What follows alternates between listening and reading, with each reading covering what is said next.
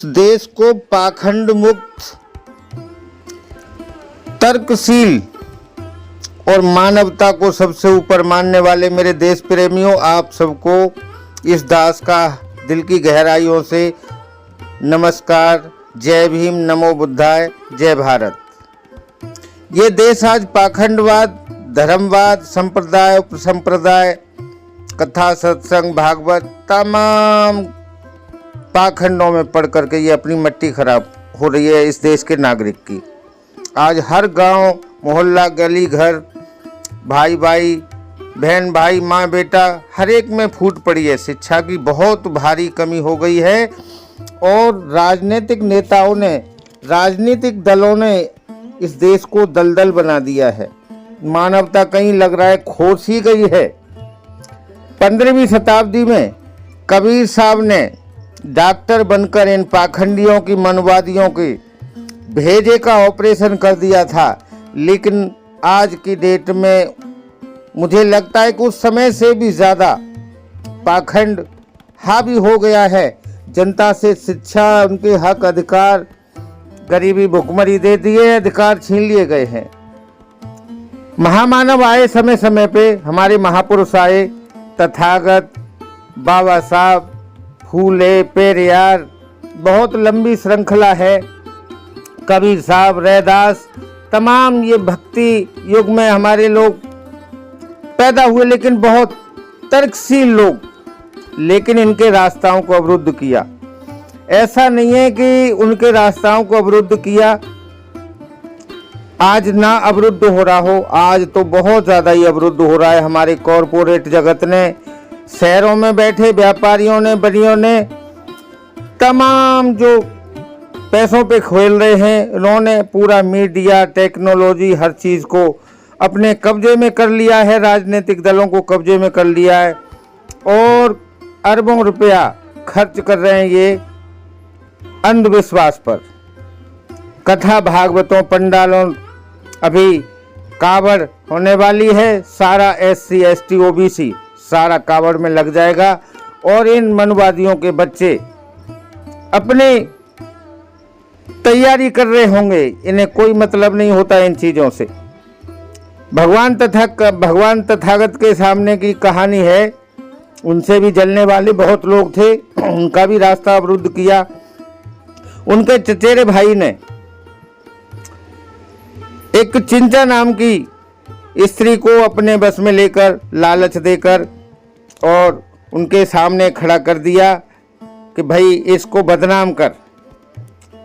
वो औरत पेट से कपड़ा बांधकर और ढोंग बनाकर जैसे गर्भवती हो तथागत के सामने गई और वहाँ जाकर के वो जो अपने सत्संग हो रहा था उनका, तो उसमें जाकर के और वो खूब दहाड़े मार के रोने लगी और कहने लगी, ढोंगी ये देख मेरा क्या हाल हो रहा है, मैं गर्भ से हूँ और तूने मुझे छोड़ दिया।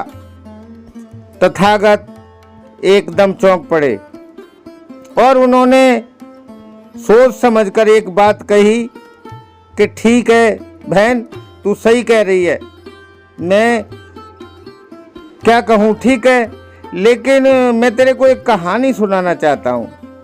उन्होंने एक कहानी सुनाई कि एक बुढ़िया थी जो बचपन में मर गई, उसके 7 बहुएं घर में आई। जैसे ही सुना इतना हंसी की बात, वो ठाके मार के हंसने लगी और उसके पेट से वो कपड़ा नीचे गिर गया और उसकी पोल खुल गई।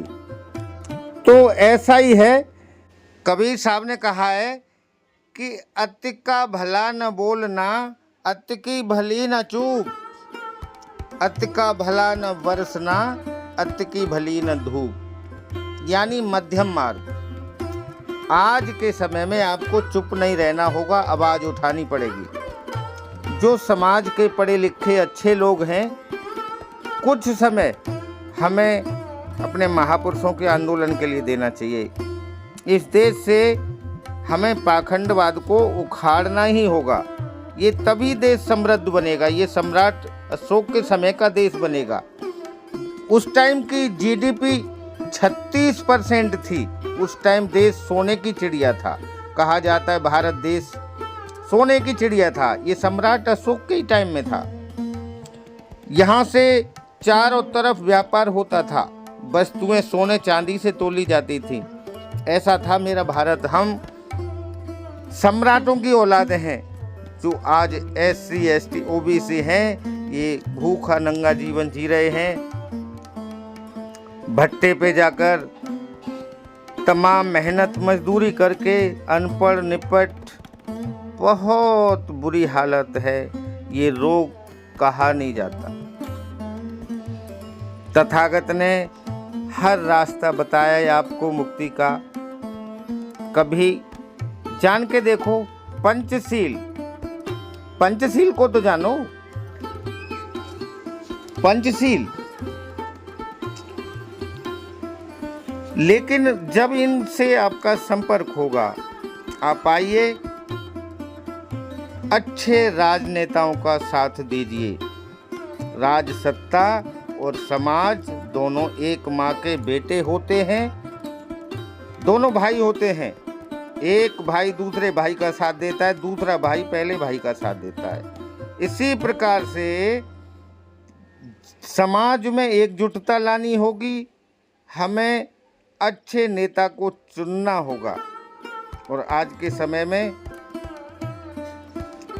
भीम आर्मी, चंद्रशेखर आजाद रावण बहुत तेजी से उभर रहे हैं। टाइम मैगजीन ने बहुत उभरते नेता की संज्ञा दी है, तो उनका साथ देना होगा और क्रांति आके रहेगी। जब सत्ता हम हासिल कर लेंगे तो हर चीज हासिल हो जाएगी। सम्राट अशोक का युग आ जाएगा।